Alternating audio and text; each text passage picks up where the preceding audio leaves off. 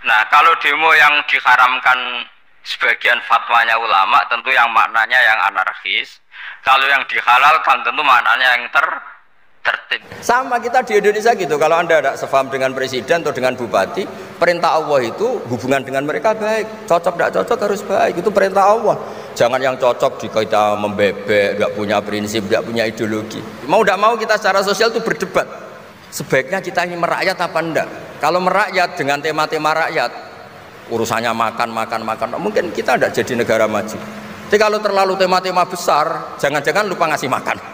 Berteman orang kecil katanya merakyat, ternyata memperbudak. Enak kan Anda? Justru kalau ukhuwah itu diartikan dengan persamaan, seringkali orang bertengkar karena mereka sama-sama Indonesia, tapi yang satu miskin, satu kaya. Nah itu terus kemudian jurangnya itu akan menjadi masalah. Saya pernah juga disowani beberapa tokoh dari Mabes Polri. Saya sering bilang, Indonesia utamanya pejabatnya harus terima kasih sama seluruh rakyat Indonesia. Karena itu aset yang sebenarnya Indonesia ya seluruh rakyat Indonesia. Saya satu cerita ini hadis sahih di Bukhari, nggak bisa dipertentangkan. Ini hadis sahih di Bukhari di Muslim. Di antara yang diapresiasi Allah itu adalah potensi jahat kita tidak kita wujudkan. Kalau seluruh rakyat Indonesia, tidak usah seluruh, 1/4 kita ini maling semua. Itu negara miskin kok, karena biayai kita di penjara 2 tahun, 3 tahun.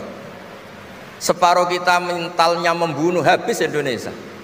1/4 saja, 1/3 saja, 1/8 saja punya mental killer, itu habis Indonesia. Ketika rakyat kita, ketika tetangga kita, masyarakat kita tidak melakukan kejahatan, itu ketertiban yang sejati. Maka semua bentuk ketidakkriminalan yang dilakukan oleh rakyat Indonesia itu awal dari aset bangsa ini. Coba kalau semua orang mencuri, habis negara untuk biayai di penjara. Semua orang kriminal, berkahnya mereka tidak melakukan, Indonesia baik-baik saja. Sebab itu ketika ada sekian kebaikan, Nabi terakhir ngendikan apa? Takufu syarroka anin nas fa innaha shadaqatun minka ala nafsik. Potensi jahat kamu jangan kamu lakukan, itu sudah menolong peradaban. Para gadis tetap gadis karena nggak diperkosa. Orang yang punya kambing satu tetap punya kambing satu karena nggak dicuri. Orang yang berkarir tidak terhenti karena karakternya nggak dibunuh, tidak dihujat, tidak dihentikan, tidak disetop oleh cibiran, oleh bulian. Semua masyarakat kita yang menahan potensi kejahatannya itu adalah aset sejati Indonesia. Karena sekali mereka berkejahatan, entah itu mencuri, merkosa, habis. Harapan kita sebagai bangsa habis. Tapi selama ini nunggu ngapresiasi itu yang bentuknya fi'lu, yang bentuknya mereka melakukan apa, sebetulnya enggak. Tidak melakukan kejahatan itu sudah bagian dari kebaikan yang luar biasa. Tapi memang ada aturannya. Kalau ada 2 dororani, 2 bahaya, urtukiba khofuma, kalau ada 2 hal yang bahaya, dipilih yang paling ringan kalau dalam konteks ya tadi. Kalau kita membiarkan pemimpin yang enggak benar, dipimpin orang enggak benar, tapi kalau memaksakan chaos misalnya, ya milih yang enggak chaos, itu kan ada aturannya di fikih, karena Nabi menghindari al-harad itu chaos, pembunuhan massal, itu enggak boleh. Assalamualaikum warahmatullahi wabarakatuh. Alhamdulillahirabbil alamin wassalatu wassalamu ala asyrofil mursalin sayyidina maulana Muhammadin wa ala alihi wa sahbihi asmain. Nama ba'du, yang sangat saya hormati wonten Abi Profesor Quraish Shihab, wonten Bu Aufa, Profesor Aufa, wonten semua orang-orang UGM, semua yang saya hormati, termasuk niki moderator nih Pak Munjid. Saya seperti yang dikatakan Bu Aufa, saya ini termasuk kiai yang nggak suka kalau ngisi acara dikasih judul, karena itu teror. Teror juga mendikte. Saya berkali-kali bilang itu ibarat saya ini dokter jantung, ngerti pasien saya itu bahaya karena punya penyakit jantung, tapi pasiennya tanya cara ngobati jerawat. Jadi yang masalah serius yang saya tahu saya dokternya, tapi pasiennya yang nunjuk, Gus ini saya punya penyakit kulit, tolong obati. Padahal saya tahu penyakit beratnya itu apa? Jantung. Tapi karena ini acara memang harus ada judul, saya terima judul ini, meskipun tadi Pak Mujid bilang ada judul itu berarti ada masalah dalam ukhuwah. Saya tadi karena sudah dipuji ahli Quran, sebelumnya terima kasih. Tadi saya sepakat sama Pak Quraish, terima kasih pada UGM karena sudah memberi gelar Pak Quraish Kiai Haji. Biasanya hanya Profesor Doktor, ini nggak ada Kiai Haji, ini spesial. Jadi ini penganugerahan Kiai Haji dari UGM itu keren betul. Ini Mbak Naswa harus mencatat itu penghormatan. Ini yang ngasih gelar Kiai Haji itu UGM. Jadi karena nggak punya alumni yang jadi kiai yang ngasih gelar orang lain gitu kira-kira. Begini masalah solusi ya. Saya punya sekian cerita, tadi sudah dipuji ahli Quran, saya cerita yang Quran saja. Tidak semua masalah itu penyelesaiannya harus dimarahin atau ditegur atau lewat proses hukum formal atau hukum positif atau pengadilan. Tadi di hotel saya suruhan beliau sudah cerita tentang materi yang saya utarakan. Begini ada sekian contoh dan itu awal dari nggak ada kekerasan, tetap menjaga ukhuwah karena modelnya penyelesaian yang tidak menyinggung, tidak mengadili, tidak mendiskreditkan, tidak memojokkan. Saya punya sekian cerita dan ini boleh dikulak Pak Munjid untuk ngiai di UGM, saya sahkan tanpa hak royalti. Saya itu sering Prof, kiai-kiai yang jadi mubalak sering terima kasih sampai Gus, alhamdulillah kulaannya bisa saya jual katanya. Karena saya ini sudah kiai resi, gak mau kemana-mana, tapi yang kulaan banyak diretailkan. Terus terima kasihnya sama saya. Dan karena saya ikhlas ya tidak dapat royalti. Tapi sudahlah royaltinya surga saja. Saya cerita yang rileks-rileks. Khalilur Rahman Ibrahim itu pernah ingin karena penat ya, mikir umat itu penat, capek, ingin masalahnya selesai dan nggak mungkin selesai. Sehingga beliau minta umur panjang supaya punya waktu panjang untuk menyelesaikan problem umat. Sama Allah nggak dijawab. Ada orang tua yang sudah renta tua sekali. Karena Nabi Ibrahim itu adalah terkenal dermawan, dipanggil, terus dikasih kurma. Dikasih kurma itu makan itu meler lagi, makan meler lagi. Terus Nabi Ibrahim masuk kamar, ya Allah saya batalkan doa minta umur sampai tua. Ternyata engkau jawab, kalau terlalu tua kayak itu.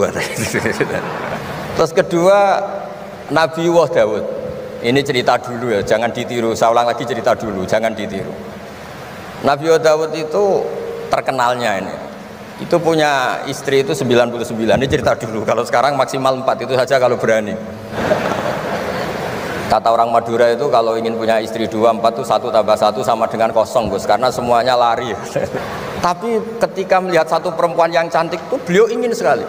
Ketika penasihatnya bilang, engkau sudah punya 99, tapi tidak ada yang kayak itu. Saya masih ingat sama Profesor Jenny ketika nerjemah Inna hadza akhi lahu tisuna najah itu. Saya tanya sama Prof Jenny, abahnya Bu Ovain, Pak Jenny kenapa masih ingin yang satu lagi padahal sudah punya 99? Kata Nabi Daud, tidak ada yang kayak itu. Terus saya guyon sama beliau, berani berargumentasi ini depan Bu Latifah, ya jangan, ini kata Nabi Daud, tidak kata saya. Singkat cerita terus Allah ternyata nggak negur Nabi Daud dengan apalagi mempermalukan, negur depan umum atau di medsos atau yang mempermalukan. Allah bikin drama, yaitu ngutus 2 malaikat. Nabi Daud pas itu raja. 2 malaikat datang tergopoh-gopoh menunjukkan kalau sedang ada masalah yang serius, yang krusial. Nabi Daud sampai kaget, fafazi aminhum, kaget betul Nabi Daud. Tahu-tahu ada orang di depannya terus tanya, kenapa kamu tergopoh-gopoh? Saya ini punya masalah berat ya Nabi Daud. Apa masalah kamu? Ini saudara saya sudah punya kambing 99. Minta saya yang punya kambing hanya 1. Gimana cara jenengan? Oh kamu udah adil, kamu rakus, dimaki-maki yang punya 99. Sudah ini keputusan final, sudah pulang. Barang setelah pulang, loh itu gue banget kata Nabi Daud. Enggak ditegur, Allah pakai drama. Jadi masalah sekarang adalah amar ma'ruf nahi mungkar sudah kehilangan seni bikin yang tanpa masalah, yang tidak menimbulkan masalah baru gitu. Jadi intinya itu ada penyelesaian masalah yang tidak harus seperti itu gitu, pakai drama, pakai apalah yang. Terus cerita ketiga, banyak peristiwa-peristiwa sosial. Saya ulang lagi, peristiwa-peristiwa sosial yang penyelesaiannya itu juga agak lewat pengadilan. Ada ayat wa Daud wa Sulaiman idh yahkumani fil harthi idh nafashat fihi namul qaum. Itu yang diceritakan di beberapa tafsir. Ada cerita unik begini, ada 2 perempuan kakak beradik, sama-sama punya anak, kebetulan sama-sama ganteng. Karena masih kecil itu kan mirip. Saya ulang lagi, karena masih kecil itu mirip. Karena sama-sama Arab, tidak Arab sama Kebumen. Kalau sama Kebumen kan hidungnya beda, sama-sama Arab, bukan sama-sama Arab, sama-sama ganteng. Singkat cerita, yang satu ini dimakan serigala, anaknya yang satu dimakan serigala. Kemudian semuanya mengklaim yang dimakan tuh anak kamu bukan anak saya, sehingga anak satu ini milik saya. Yang satu bilang ini anak saya yang selamat, yang anak kamu dimakan serigala. Nabi Daud ketika ada pengadilan seperti itu menghukumi yang argumentasinya meyakinkan. Sudah ini milik kamu karena kamu lebih berargumentasi. Setelah keluar, kata Nabi Sulaiman pas itu masih kecil, kalau hakimnya saya, keputusannya tidak seperti itu. Karena Nabi Dawud itu demokratis, saya pokoknya tidak akan keluar dari jalur Quran sebagai pemenuhan, karena saya Profesor Quraisy, Profesor Zain itu orang yang sangat menukini Quran. Terus kata Nabi Dawud, Sulaiman sini, sudah kamu saja yang mengadili. Ternyata apa Nabi Sulaiman itu? Ngambil pisau. Mana anak yang selamat? Ini, udah kita bagi dua saja supaya gak konflik gitu. Terus ada yang nangis histeris, nangis, yang satu tenang saja. Terus sama Nabi Sulaiman anaknya dikasihkan yang nangis. Ini ibu beneran ini, berarti ini ibunya beneran ini, anaknya mau dipotong nangis, kamu mesti ndak, masa anaknya mau dipotong diam aja. jadi ternyata sebagian pengadilan dulu itu pakai perangkat psikologis, gak mungkin secara naluri normal orang anaknya mau dipotong membiarkan, itu pasti tidak ibunya itu. Akhirnya dimenangkan yang nangis tadi. Jadi banyak cerita di literatur saya itu tidak semua masalah atau kemungkaran atau maksiat atau apa itu diselesaikan pakai cara-cara mempermalukan di depan umum atau pidato berapi-api yang mojokkan sana sini. Cerita saya yang terakhir adalah tentang Rasulullah Muhammad SAW. Itu ada orang yang jenisnya hipersek atau hiper lah. Itu dia mau masuk Islam tuh problemnya karena dilarang zina, dilarang seks bebas, gaduh di masjid itu. Nabi memang kalau nemuin tamu di masjid karena itu wilayah publik. Nabi tanya, loh kenapa gaduh? Itu ada pemuda yang ingin masuk Islam tapi yasta'dzinu fi zina, dia minta izin supaya tetap boleh zina. Nah, kenapa gaduh? Semua sahabat melarang karena itu nggak mungkin, makanya nggak boleh ketemu jenengan itu. Kata Nabi, tidak apa-apa, suruh ketemu saya. Setelah ketemu Rasulullah di depan beliau, apa betul kamu pemuda yang ingin masuk Islam tapi minta izin tetap boleh zina? Iya ya Rasulullah. Apa jawabannya Nabi itu unik.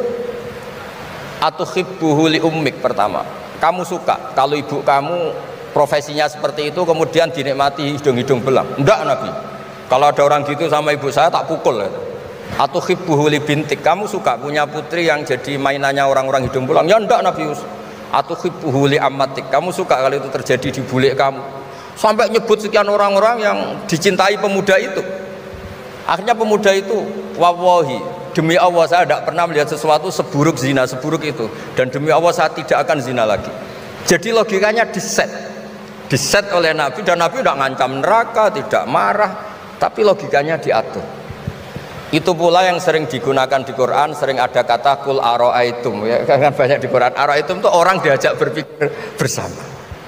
Ya, jadi menjaga kemajmukan, menjaga ukhuwah itu dimulai dari cara menyelesaikan. Tidak semuanya harus pakai marah-marah, pakai apa. Dimulai dari Allah sendiri. Dalam banyak cerita di Quran, di hadis itu suka hal-hal yang kecil, yang keseharian. Makanya dulu itu kalau ulama ditanya, saya ini tidak punya uang padahal ingin makan enak, ij'al idama ka'al ju'a, ya lauk paling enak itu satu, yaitu lapar. Kalau kita puasa, makan apa saja enak karena lapar. Orang sudah lupa, ngiranya makan enak itu kalau menunya atau lauknya sesuai selera, itu keliru. Ij'al idama ka'al ju', jadikan lauk terbaik adalah lapar. Wah kita mau tidur gak enak gini-gini, ingin cari tempat yang enak. Ya makanya Kiai kuno kalau nasihati anak-anaknya, kamu kalau ngaji makan yang enak, tidur yang enak. Maknanya jangan tidur kalau gak ngantuk banget, jangan makan kalau tidak lapar banget. Itu pasti semuanya menjadi enak. Nah orang sudah melupakan kearifan-kearifan begitu, sehingga solusi-solusi yang dibikin ini lompatannya malah kacau, karena sebetulnya itu ndak adatnya Allah. Terus yang terakhir, ini makalah yang saya bawa dari dalam. Ini mungkin nanti Pak Munjid bisa belajar. Bisa ya tadi, bisa dijual ini. Karena sekarang itu ngaji itu pokoknya keren lah sekarang itu. Ngaji sekarang tuh fid dunya hasanah wa fil akhirati hasanah. Dulu ngaji itu hanya fil akhirati hasanah, enggak dapat apa-apa. Kalau sekarang tuh fid dunya hasanah wa fil akhirati enggak jelas. Karena sudah dapat upah itu.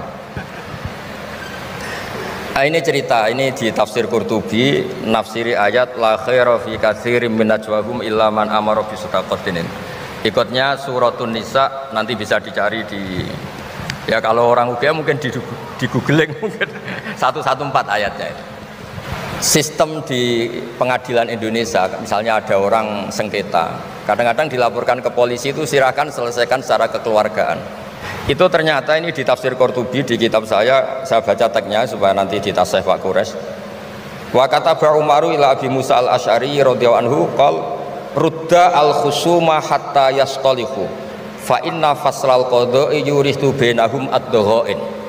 Jadi kalau ada orang sengketa, silahkan kembalikan yang sengketa, kata Sayyidina Umar. Jangan-jangan mereka punya solusi kekeluargaan. Karena kalau diputuskan di pengadilan itu bisa yurisud dhaghain, bisa melahirkan dendam, hasud, dengki. Tapi kalau mereka diselesaikan dengan logika mereka sendiri, dengan kearifan mereka sendiri, maka itu lebih baik. Ini juga yang dilupakan, setiap ada masalah itu dikasuskan di pengadilan.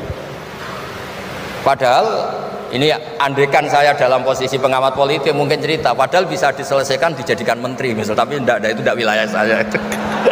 Tapi itu tidak wilayah saya. Andaikan saya datang sebagai pengamat politik mungkin contohnya itu, tapi saya tidak masuk wilayah itu. Cerita-cerita itu masyhur itu. Dulu ini cerita lagi ke Habib Quraisy di Abi Quraisy ya. Pernah ada orang itu saking solehnya beli tanah. Mestinya beli tanah seisinya, lala tanah itu emasnya banyak. Setelah itu orang itu bilang, saya ini hanya beli tanah kok isinya emas banyak, ini gimana? Bilang sama penjualnya. Penjualnya nggak mau, enggak, saya jual tanah seisinya, emas itu milik kamu, enggak, saya beli tanah kok dapat emas. Itu dulu penyelesaiannya bilang, kamu punya anak putri, kamu punya anak laki, ya sudah besanan saja biar nggak kelio. Jadi dulu banyak cerita-cerita kearifan yang orang tuh udah harus rame-rame di pengadilan. Ya tadi andaikan saya politik, mungkin contohnya nggak usah di MK lah, dimenterikan gitu. Bisa andaikan saya politikus, tapi tidak, itu tidak wilayah saya. Jadi di antara kebaikan Islam, benan nas, bukan benal muslimin, bukan benal muslim wal kafir, benan nas. Kita rukun sesama non muslim itu juga ajaran Islam. La khaira fi katsirin min najwahum.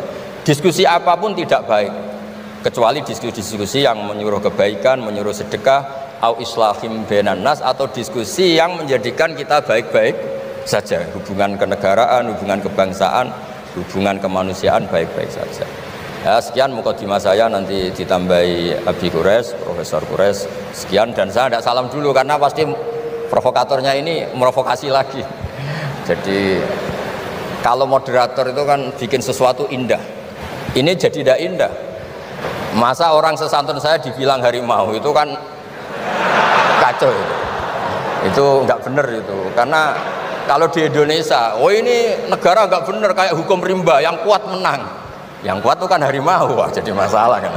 Tapi saya maafkan karena di dunia kiai ini masih mu'alaf latihannya. Saya alhamdulillah orang-orang UGM memang sering ketemu saya dulu zaman Pak Panut. Ini ke rumah saya ganggu ya berkali-kali. Jadi ya tidak apa-apa, silahkan salah karena Allah Maha Pemaaf gitu. Monggo. Terima kasih banyak Gus Baha. Alhamdulillah ya.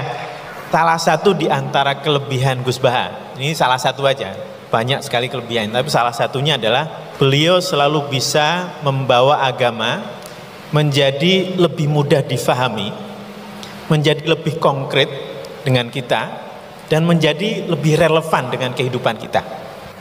Beliau kalau menafsir selalu punya catatan-catatan. Kalau bagi banyak orang ini baik atau bahkan mutlak baik, beliau selalu ada kecualinya. Berhubungan dengan orang kaya baik, tapi ada catatannya.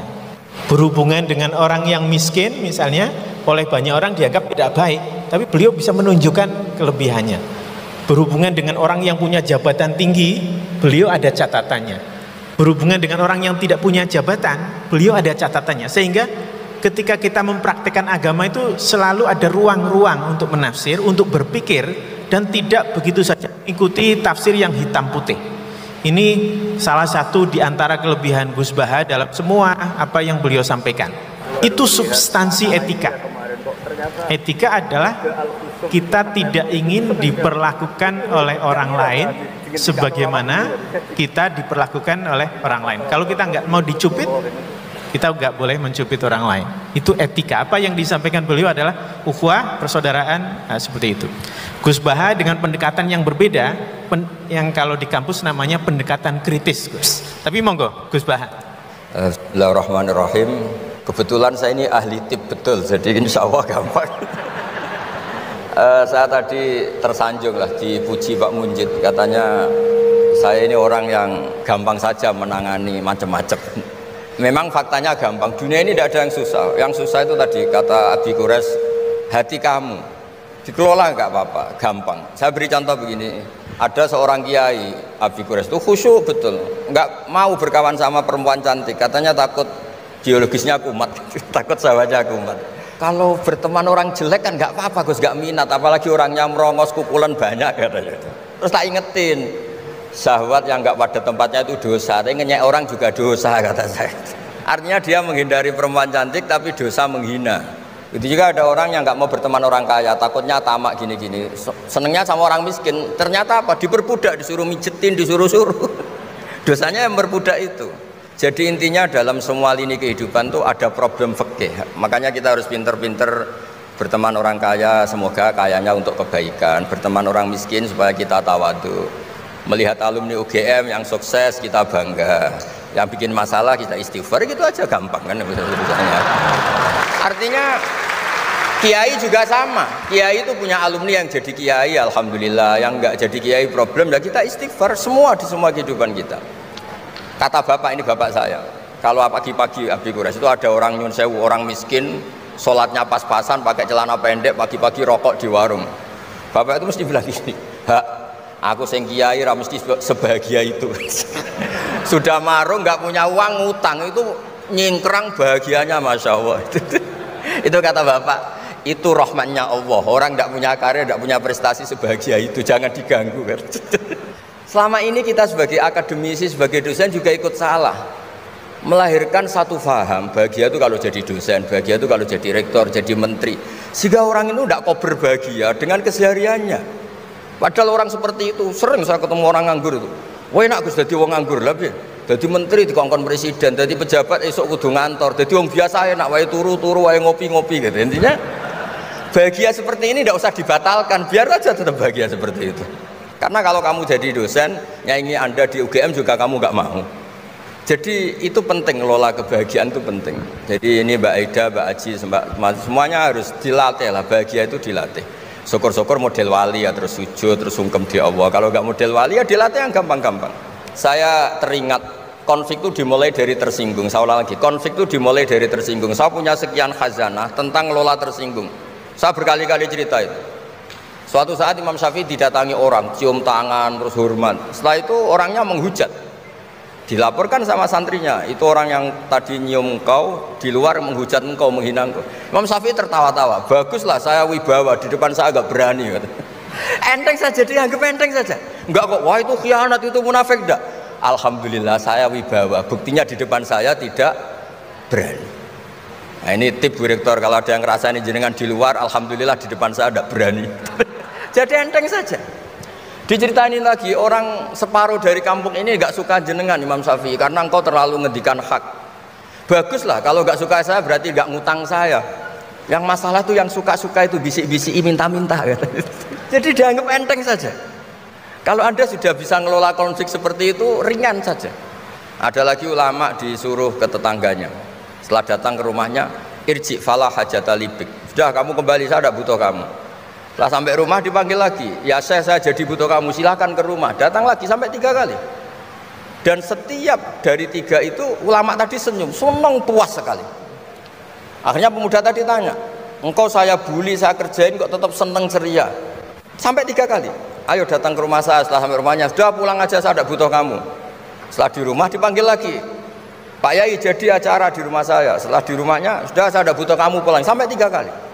Dan fikul lil marroh, di fitil kal marroh, di semua itu beliau senyum, senang menikmati. Terus tanya pemuda tadi, kenapa engkau tetap senyum-senyum menikmati? Saya ini penghamba Allah sejati. Senang saya sama ajarannya Allah, disuruh menghormati tetangga. Kamu tetangga saya, minta saya datang ya datang. Puas kamu nyuruh saya pulang ya saya pulang.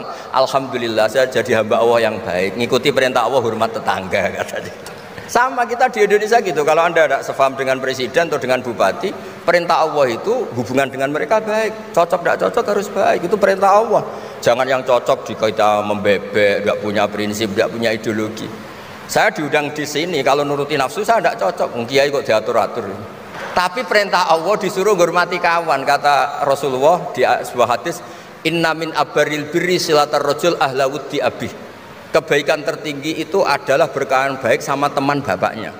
Saya ini dekat sekali sama Profesor Zaini Dahlan, sehingga harus hormati putrinya. Sebetulnya wajib hormat itu dosen UGM, kalau enggak dipecat kan. Tapi saya punya konstitusi sendiri. Jadi kalau kamu hidup kamu sudah bertautan dengan Allah, semuanya indah. Maka na yu'minu billahi wal yaumil akhir falyukrim jarahu. Kalau kamu iman sama Allah dan Rasul, hormati tetangga kamu. Bukan pakai hukum sosial. Kalau baik saya baiki, kalau enggak. Berarti ada terdikte oleh makhluk. Terdiktelah oleh Allah Subhanahu wa taala yang suruh supaya kita selalu baik. Nabi mencontohkan ada 3 tetangga. Satu punya 3 hak, yaitu dia muslim, dia kerabat kamu, dia tetangga kamu. Yang 2 punya 2 hak. Dia muslim, dia tetangga kamu, tapi tidak keluarga kamu. Yang satu punya 1 hak. Dia tidak muslim, tidak kerabat, tapi itu tetangga kamu, yaitu non muslim. Juga harus baik. Suatu saat Khalilur Rahman Ibrahim ditemani orang Majusi, umurnya 70 tahun. Cerita ini ada di Ihya, di Ar-Risalah Al-Qusyairiyah. Ya meskipun ini tidak bidang Pak Munjid, tapi referensinya saya sebut sebagai penghormatan pada UGM. Kamus keren, masa ngomong tanpa referensi. Nah, itu nanti ini pasar gelap kata beliau. Kalau ada kiai yang referensinya tidak banyak, kata beliau pasar gelap katanya. Saya minta makan kali ini saja. Kata Khalilur Rahman Ibrahim, hatta tuslima, kamu harus Islam dulu. Terus orang ini putus asa. Wallah itu sudah pulang. Setelah sekian meter sama Nabi Ibrahim, sama Allah, Nabi Ibrahim dikasih wahyu. Ya Ibrahim, kamu tidak mau ngasih makan orang itu meskipun hanya 1 hari? Tidak, karena dia masih kafir, non muslim. Ut'imuhu ala kufri mutsab'ina sanatan. Itu orang sudah umur 70 tahun, tidak pernah kelaparan. Sayang Tuhan saja ngasih makan, kamu manusia tidak mau. Terus dipanggil akhirnya. Ya Majusi sini, tak kasih makan. Kenapa kamu rubah? Ditegur sama Tuhan. Karena kata Tuhan, saya yang Tuhan saja, yang dikafiri dia tak kasih makan, kok kamu manusia kok ribet. Akhirnya dikasih makan. Jadi contoh-contoh muamalah kebangsaan, beda agama itu cukup. Referensi kita cukup. Yang enggak cukup adalah pikiran kita yang sempit, itu masalahnya, pikiran kita yang sempit. Wong Islam itu kepenak, enak betul. Saya punya saudara, punya keluarga, saya tadi cerita Pak Kures. Wah itu haternya banyaknya bukan.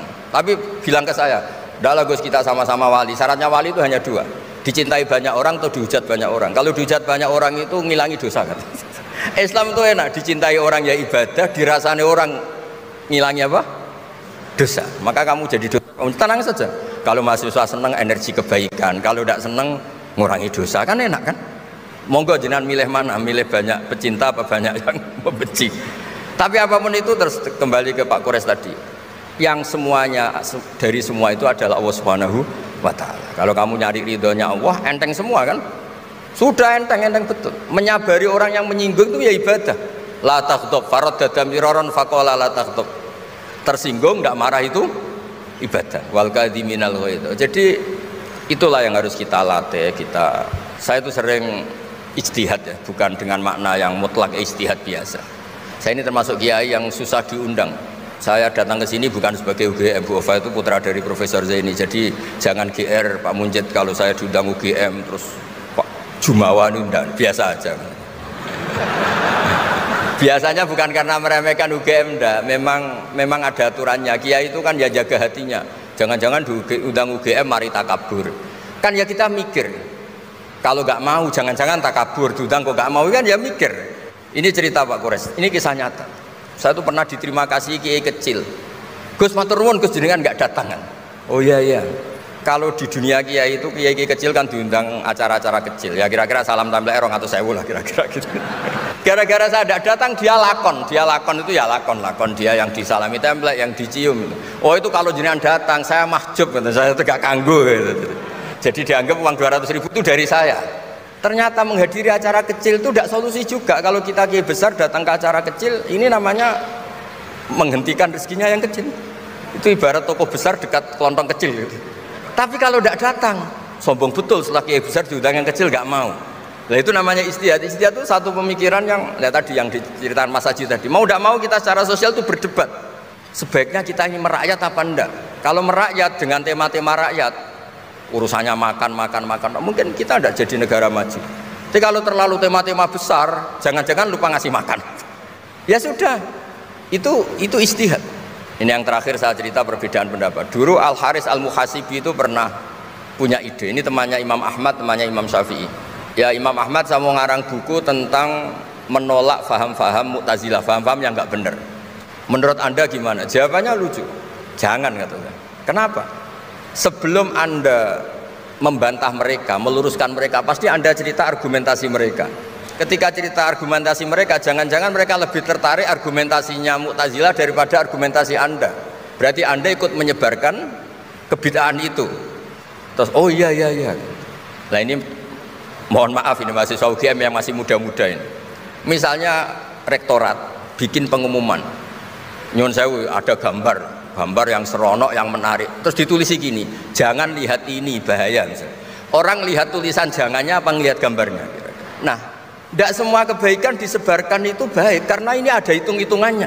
Saya sebagai ulama ahli sunnah misalnya, tahu madzhab Mu'tazilah, tahu madzhab yang lain-lain itu dari cerita ulama itu.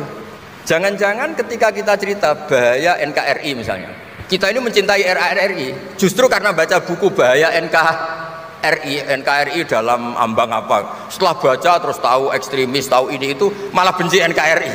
Padahal kita ngarangnya demi persatuan NKRI, tapi kita tahu problemnya dari nulis.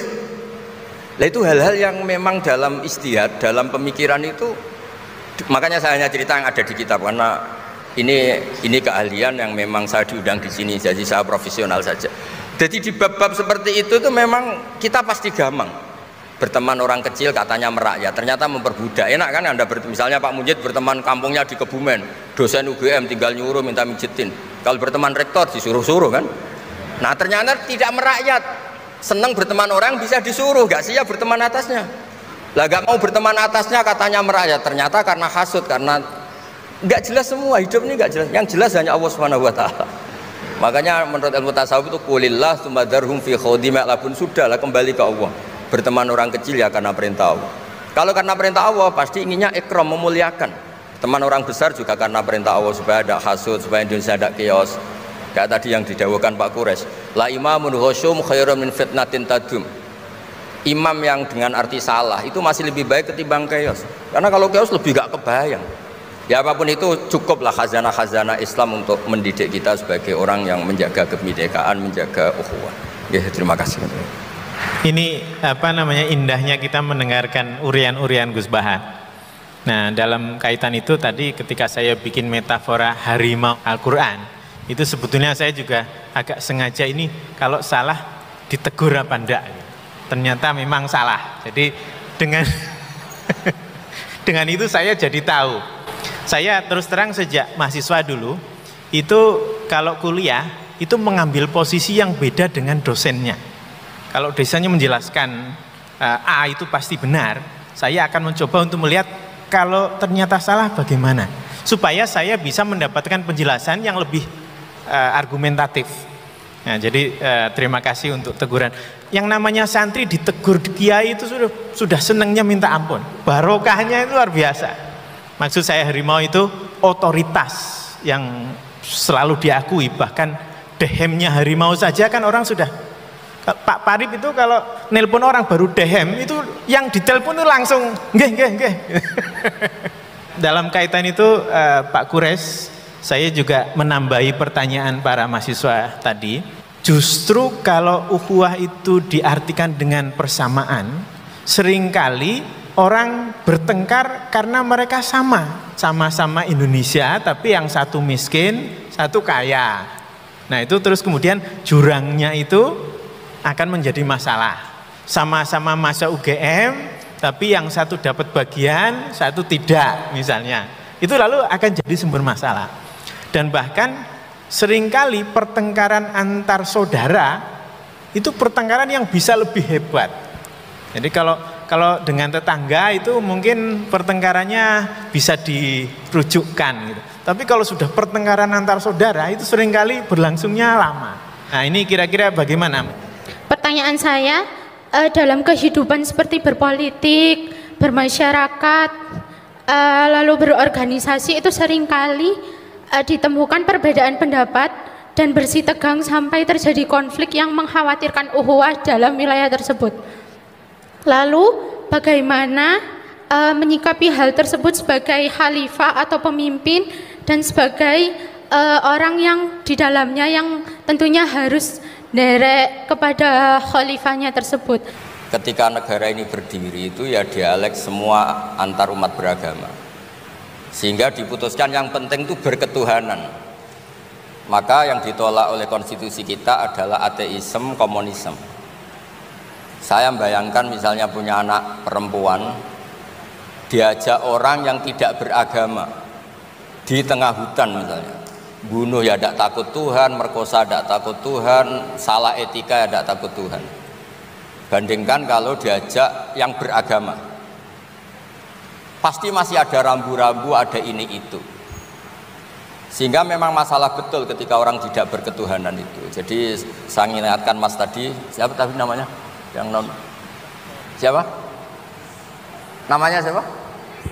Siapa? Kurang jelas. Siapa namanya? Krisna. Krisman. Oke, namanya Krisman. Jadi Mas Krisman ya, kalau dibilang nggak pernah ada dialog dulu ketika negara ini berdiri, itu semua tokoh agama bersepakat. Termasuk saat itu ya ada Perindo, selain ada NU ada Perindo. Itu yang ditentang itu adalah ateisme. Karena kalau orang tidak bertuhan itu ngeri. Ngerinya itu ya tadi misalnya kita punya anak perempuan atau punya keluarga, diajak orang yang tidak beragama. Misalnya berzina ya tidak takut dosa, merkosa ya tidak takut, bunuh ya tidak takut karena nggak punya Tuhan. Mungkin takutnya sama polisi ya kalau ketahuan, kalau enggak. Tapi kalau orang bertuhan ini sistem kesalehannya, sistem kebaikannya ini berlipat-lipat. Takut hukuman Tuhan, takut sosial, takut ini itulah, sehingga kita bersepakat berketuhanan. Lalu kedua, ada beberapa kejadian nyata di beberapa negara yang fahamnya itu tidak bertuhan, itu bekas kondom atau bekas apa dipakai lagi, didaur ulang. Bahkan tinja yang bisa dikelola jadi bahan makanan. Kalau yang beragama tidak, termasuk mungkin di ilmu medis ini tidak wilayah saya, tapi saya cerita mungkin masalah-masalah kayak ya apa hal-hal yang menurut kita dilarang, menurut agama mereka enteng saja. Misalnya bikin cadangan-cadangan organ tubuh dan sebagainya. Kalau beragama itu masih enak, aturannya jelas. Kalau nggak beragama itu repot. Sehingga saya cerita sedikit lagi-lagi karena kadung dipuji ahli Quran Pak Kures sama saya cerita dulu ketika Rasulullah itu Sugeng masih hidup, itu ada kekuatan politik, satu Romawi bertuhan, yang satu Persia tidak bertuhan, tidak berkitab suci. Ketika Romawi kalah, itu Rasulullah itu susahnya bukan main, karena yang masih mentautkan diri dengan Tuhan kalah sama yang sudah tidak bertuhan. Dan ketika akhirnya Persia yang kalah, yang menang Romawi, Nabi itu ikut senang karena yang bertuhan mengalahkan yang tidak bertuhan. Kenapa penting bertuhan? Karena bertuhan itu setidaknya punya aturan. Melakukan ini dosa, melakukan ini dosa. Empati sama fakir miskin itu ibadah. Semua agama pasti sama di tema-tema seperti itu. Sehingga berketuhanan ini penting sekali, kata Pak Kures tadi, berketuhanan itu luar biasa. Terus kedua, ini penting juga. Saya mohonnya, saya pernah juga disowani beberapa tokoh dari Mabes Polri. Saya sering bilang, Indonesia utamanya pejabatnya harus terima kasih sama seluruh rakyat Indonesia, karena itu aset yang sebenarnya Indonesia ya seluruh rakyat Indonesia. Saya satu cerita ini hadis sahih di Bukhari, nggak bisa dipertentangkan. Ini hadis sahih di Bukhari, di Muslim. Di antara yang diapresiasi Allah itu adalah potensi jahat kita tidak kita wujudkan. Kalau seluruh rakyat Indonesia, tidak usah seluruh, 1/4 kita ini maling semua. Itu negara miskin kok, karena biayai kita di penjara 2 tahun, 3 tahun. Separuh kita mentalnya membunuh, habis Indonesia. 1/4 saja, 1/3 saja, 1/8 saja punya mental killer, itu habis Indonesia. Ketika rakyat kita, ketika tetangga kita, masyarakat kita tidak melakukan kejahatan, itu ketertiban yang sejati. Maka semua bentuk ketidakkriminalan yang dilakukan oleh rakyat Indonesia itu awal dari aset bangsa ini. Coba kalau semua orang mencuri, habis negara untuk biayai di penjara. Semua orang kriminal, berkahnya mereka tidak melakukan, Indonesia baik-baik saja. Sebab itu ketika ada sekian kebaikan, Nabi terakhir ngendikan apa? Takufu syarroka anin nas fa innaha shadaqatun minka ala nafsik. Potensi jahat kamu jangan kamu lakukan, itu sudah menolong peradaban. Para gadis tetap gadis karena nggak diperkosa. Orang yang punya kambing satu tetap punya kambing satu karena nggak dicuri. Orang yang berkarir tidak terhenti karena karakternya nggak dibunuh, tidak dihujat, tidak dihentikan, tidak disetop oleh cibiran, oleh bulian. Maka di antara 7 orang yang dilindungi Allah, fi dzillihi yauma la dzilla illa dzilluh, itu Nabi hanya cerita orang yang nggak jadi. Di antara yang diceritakan Nabi dalam sebuah hadis, saya ini lelaki sejati, sangat mencintai sepupu saya, dan saya mau ngumpuli dia, tidak mau sampai saya kasih uang 100 dinar. Setelah saya kasih 100 dinar, saya ingin ngumpuli dia dengan cara salah tentu. Dia gak mau dan berpesan, la tafuddal khatam illa bihaqqi. Kamu jangan ngumpuli saya sebelum nikah. Singkat cerita, pemuda ini gak jadi melakukan hal yang nista, yang gak benar. Itu sama Allah dijadikan wali, berkahnya nggak jadi. Jadi kalau potensi kejahatan kita tidak menimpa orang lain itu sudah luar biasa. Jangan nunggu berjasa kita dapat penghargaan setelah kita jadi kiai besar, jadi dosen UGM, jadi ini itu. Semua masyarakat kita yang menahan potensi kejahatannya itu adalah aset sejati Indonesia. Karena sekali mereka berkejahatan, entah itu mencuri, merkosa, habis. Harapan kita sebagai bangsa habis. Tapi selama ini nunggu ngapresiasi itu yang bentuknya fi'lu, yang bentuknya mereka melakukan apa, sebetulnya enggak. Tidak melakukan kejahatan itu sudah bagian dari kebaikan yang luar biasa. Terus yang terakhir tadi yang pertanyaan pemimpin muslim dan non muslim. Memang ini wilayah sensitif, tapi sebetulnya bisa dianalisis secara fikih. Ya saya ulang lagi, bisa dianalisis secara fikih Nusantara, fikih kebangsaan. Jangan dianalisis pakai fikih yang internal dalam Islam. Saya ulang lagi, jangan dianalisis menurut fikih yang di internal Islam. Kita beri contoh umum saja ya. Kita beri contoh umum saja. Dulu Pak Gures pernah mencontohkan kalau non muslim bisa jadi pilot beneran, padahal dia non, sama Pak Munjid yang kiai di UGM nggak bisa jadi pilot. Kira-kira milih mana? Tapi itu kan wilayah yang sensitif karena ini di Indonesia itu konteksnya bukan urusan pilot, urusan mewakili kebanyakan Indonesia itu muslim. Dan demokrasi itu mencerminkan suara mayoritas. Tapi tidak mungkin juga membiarkan muslim yang killer, yang pembunuh, yang dulu punya reputasi yang misalnya macam-macam. Jadi hal-hal seperti itu, kata Quran itu jangan berdiskusi sesuatu yang kalau menjadi jelas malah masalah. Karena itu kan seperti pertanyaan gini, Gus saya punya kerabat di Jogja tapi pelit, sama orang lain dermawan, bagus mana? Kita kan nggak mungkin menganjurkan mutus hubungan keluarga. Tapi tidak mungkin juga suruh ikut orang pelit. Anda bukan orang fikih, karena kalau yang nggak ahli fikih itu ya gampang saja jawab semaunya. Tapi kalau saya sebagai orang yang nekuni fikih itu bingung. Saya sering ditanya orang juga, Gus saya mau nyalon lurah, ya lurah atau bupati atau apa. Katanya nyuap itu haram Gus. Setelah dipraktekkan nggak bayar, nggak bagi uang, ya nggak jadi betul.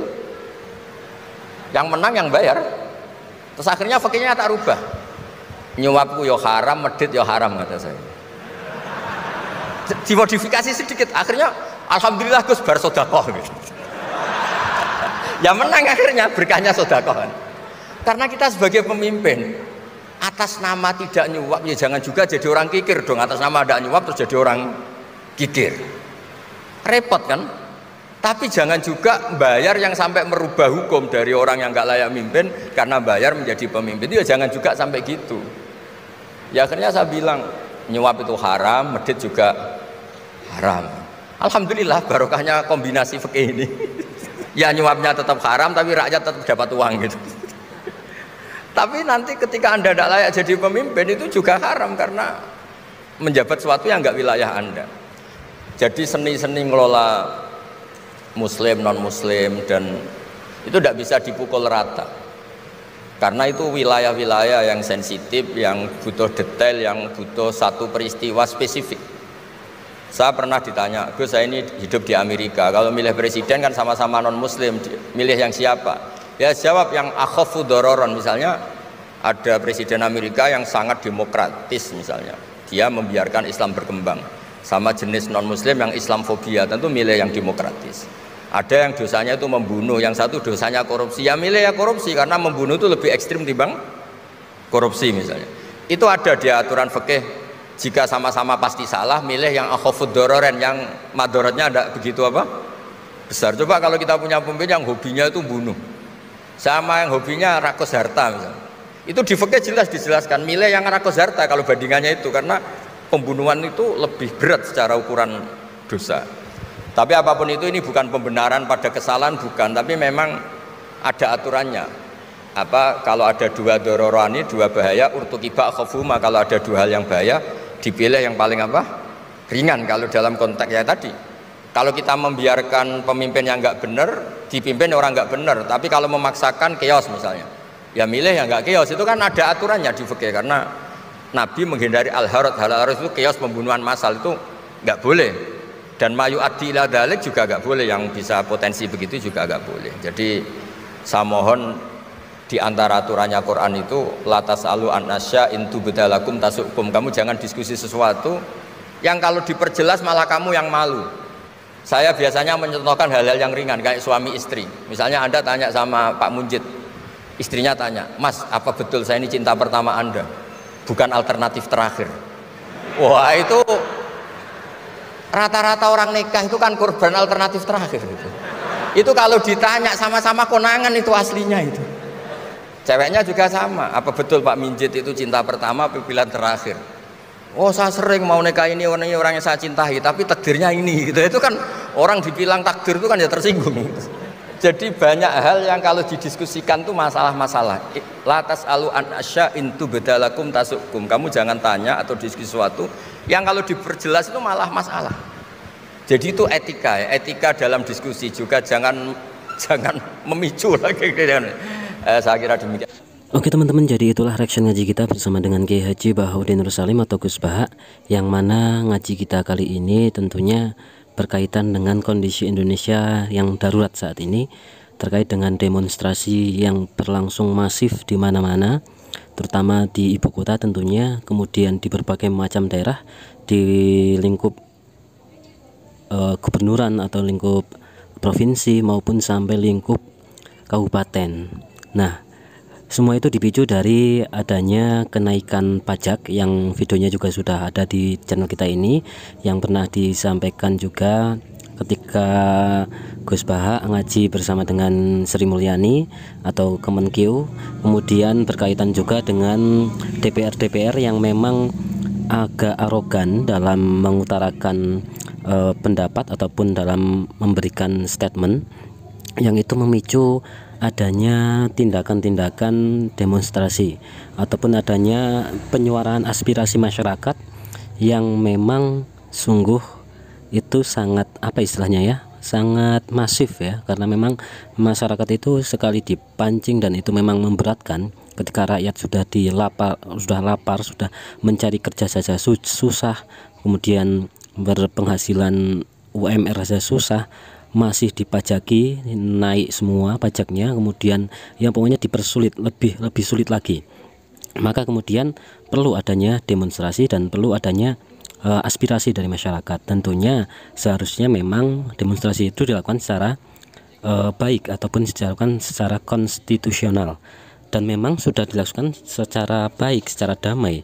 Tapi kemudian memang ada beberapa provokasi dari yang kita tahu dari media-media sosial, tentunya banyak sekali upaya-upaya provokasi dari pihak-pihak tertentu yang menginginkan Indonesia itu chaos, yang menginginkan Indonesia itu ribut ataupun geger. Nah, kemudian memicu banyak sekali hal, termasuk salah satunya adalah ketika seorang ojol ya, kemudian kita tahu bahkan tersebar videonya itu sampai dilindas oleh mobil taktis dari Brimob. Nah, itu juga sangat memicu kemarahan dari masyarakat juga. Tentunya upaya-upaya aparat ini juga harus dalam menenangkan demonstrasi itu juga harus dilakukan secara manusiawi juga. Jangan sampai itu juga menimbulkan chaos. Bahkan juga banyak sekali video-video yang menerangkan mengenai yang menimbulkan chaos ataupun menimbulkan memprovokasi itu bahkan dari kalangan-kalangan internal ataupun kalangan-kalangan dari pihak-pihak yang di situ juga melakukan pengamanan ya, karena memang foto-fotonya juga sudah tersebar ataupun video-videonya juga banyak yang tersebar. Tapi itu tentunya kita tidak menghukumi salah satu, karena memang kita cinta Indonesia. Tentunya upaya perdamaian ataupun upaya demonstrasi ini harus dilakukan secara damai, secara baik, dan tentunya juga atas komando, atas tujuan yang jelas, atas tuntutan yang jelas. Dan tentunya secara hukum bagaimana, apakah kita boleh melakukan demonstrasi, tentunya dibahas ataupun dijawab oleh Gus Bahat dengan video ini, dengan di cuplikan itu ataupun di dalam video ini juga ada dalil-dalil melakukan demonstrasi, dan juga ada dalil-dalil kenapa masyarakat itu sangat penting, sangat masyarakat umum, masyarakat biasa, masyarakat bawah itu sangat penting agar tidak dilakukan. Pemerintah juga harus melakukan tidak sewenang-wenang, dan masyarakat juga berhak untuk melakukan upaya evaluasi ataupun upaya pengawasan terhadap jalannya pemerintahan, termasuk salah satunya adalah melakukan penyampaian aspirasi, melakukan penyampaian pendapat mereka melalui demonstrasi. Dan demonstrasi ini tentunya sudah sangat masif dilakukan di mana-mana. Bahkan banyak yang terjadi chaos, bahkan banyak terjadi pembakaran gedung-gedung pemerintahan, termasuk gedung DPR dan lain sebagainya, ada gedung kepolisian dan lain sebagainya. Itu merupakan tindakan-tindakan provokatif, tindakan-tindakan yang bahkan mungkin juga di luar dari apa yang dilakukan oleh pendemo yang murni. Itu dilakukan banyak sekali video-video yang tersebar dilakukan oleh oknum-oknum yang memang menginginkan perpecahan, menginginkan agar agar pendemo ini dinyatakan bersalah, dalam artian membuat onar dan sebagainya, bahkan penjarahan termasuk penjarahan kepada anggota-anggota dewan yang kemudian kabur ke luar negeri dan lain sebagainya. Itu juga banyak terjadi, dan itu bahkan juga ada skenario yang ketika kita memakai paradigma suuzon itu juga settingan juga gitu loh. Nah, maka dari itu tentunya kita bisa menyimak baik-baik tentang kondisi Indonesia saat ini dengan demonstrasi yang besar-besaran yang masif itu. Dan ini tentunya ada jawaban dari Gus Bahat, ada kajian dari Gus Bahat yang menerangkan tentang hal itu. Oke teman-teman, tentunya kita bisa memahami, kita bisa melakukannya, bisa menjadi, semoga apa yang disampaikan oleh Gus Bahat ini menjadi bahan pertimbangan kita dalam melakukan demonstrasi, juga dalam melakukan penyampaian aspirasi, dan juga pada pemerintah, pada aparat-aparat penjaga keamanan juga termasuknya. Mohon untuk bisa disimak agar Indonesia tetap bersatu, Indonesia tetap makmur, dan ini tentunya untuk kebaikan kita bersama sebagai warga negara Indonesia. Gitu teman-teman, semoga menjadi amal ibadah Gus Bahat untuk kajian-kajiannya, dan semoga menjadi ilmu yang manfaat untuk kita, terutama untuk saat momen-momen ini, momen-momen yang memang krusial bagi Indonesia saat ini. Semoga menjadi suatu ilmu yang benar-benar berkah dan berkahi untuk kehidupan kita, baik di dunia maupun di akhirat, dan tentunya untuk Indonesia tercinta ini. Itu saja teman-teman. Silahkan tuliskan pendapat teman-teman di kolom komentar untuk masukan, tanggapan dan teman-teman. Semoga bisa menjadi masukan bagi kami, dan juga untuk kesalahan dari ketika saya menyampaikan ini, saya mohon maaf tentunya sebelum itu. Dan terima kasih atas masukannya ataupun atas komentar dari teman-teman, atas ngajinya. Semoga kita semua bisa istiqomah ngaji bersama dengan Gus Bahat, dan semoga ilmu dari Gus Bahat ini membimbing kita untuk senantiasa berbuat baik bagi diri kita sendiri maupun bagi orang lain, terkhususnya bagi Indonesia tercinta. Oke teman-teman, terima kasih sekali lagi, terima kasih. Kita akhiri, wassalamualaikum warahmatullahi wabarakatuh.